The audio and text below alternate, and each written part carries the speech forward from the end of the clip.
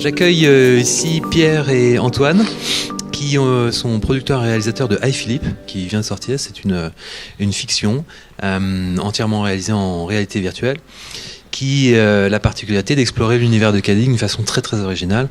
On va regarder un petit extrait vidéo d'abord pour se mettre un petit peu dans l'ambiance.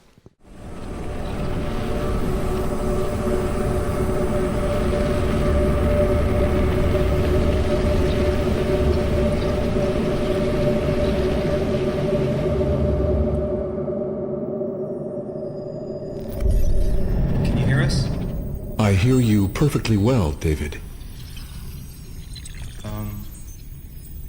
Can you tell me your name? My name is Philip, but everybody calls me Phil. Voilà, on a vu de l'image filmée, on a vu une image de synthèse, on a vu des choses qui posent question. On va parler pendant cette petite demi-heure de l'univers de Cadic en réalité virtuelle, de deux univers qui se prêtent très très bien l'un à l'autre. Pour démarrer, Pierre-Antoine, j'aimerais que vous me parliez un petit peu de vos intentions de départ quand vous êtes mis en route sur ce projet. Qu'est-ce qui vous a animé? Qu'est-ce que vous avez eu envie de faire? Alors en fait le projet ça a commencé il y a 5 ans. On a entendu parler de ce fait divers de la tête du robot de Philippe Cadic qui a été dérobé mystérieusement dans un aéroport et on voulait le développer en long métrage, puis après on s'est dit en documentaire, puis après on s'est dit en court métrage et puis ça n'a jamais vraiment décollé et puis un jour on a découvert la réalité virtuelle chez des amis gamers et on s'est dit que ça serait un outil formidable pour faire des films et assez vite ce sujet est revenu sur la table. Et on s'est dit que ça pourrait être assez génial d'incarner le robot, parce que dans un film classique, on avait toujours du mal à envisager avoir de l'empathie pour un robot si on l'incarnait pas. Et du coup, on s'est dit... Tu peux parler un petit peu de ce robot, dire un petit peu ce que c'est Alors, en fait, donc Cadic est mort au début des années 80.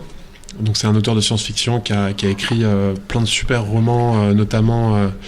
le roman qui a inspiré Blade Runner, un autre qui a inspiré Minority Report ou Scanner Darkly.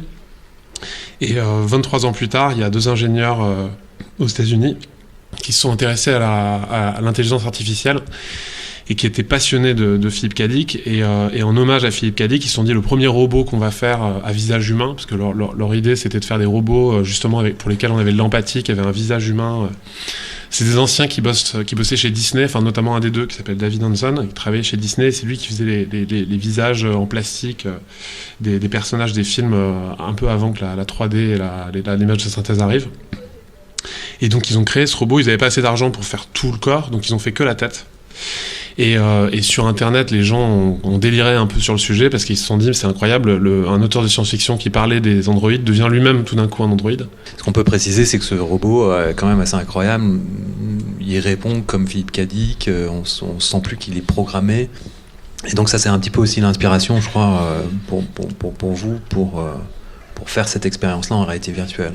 Ouais, c'était à la fois donc d'avoir de l'empathie pour le personnage principal qui est donc le robot, mais surtout de se sentir à sa place en fait. Et le long du film, on se sent à la fois un peu bête de foire, parfois un peu humain, mais surtout à un certain moment on se sent un peu comme une chose en fait, parce qu'il y a un moment du film où on est un peu laissé à l'abandon. Donc ouais, l'idée c'est de faire varier comme ça tout le long du film ces sensations d'être ou ne pas être en fait. Entre incarner, ne pas incarner, entre réalité et fiction, j'ai l'impression qu'en permanence dans votre film on passe de l'un à l'autre et puis au bout d'un moment on sait plus où on est quoi. Ouais, en fait, le robot, enfin déjà l'intelligence artificielle, c'est un sujet très dickien, mais la réalité virtuelle elle-même est aussi un sujet qui a été abordé par Philippe Cadic de diverses façons, et notamment dans Total Recall, où en fait on sait plus très bien si on est dans un rêve programmé ou si on n'incarne pas quelqu'un d'autre. Donc c'est vrai qu'il y avait une sorte d'évidence à la fois dans l'histoire mais aussi dans la techno qui permettait de regarder l'histoire. Donc ouais, il y a un moment donné où un peu il y a eu l'alignement des planètes en fait, où on s'est dit bon, c'est vraiment le sujet est fait pour ça quoi, et en plus ça s'adresse à la communauté qui aime Cadic. Donc ouais, la réalité virtuelle tombait un peu sous le sens pour ce projet. Et pour les gens qui connaissent pas ou peu l'univers de Kadik, est-ce qu'on peut dire qu'il a un certain message par rapport à la réalité virtuelle?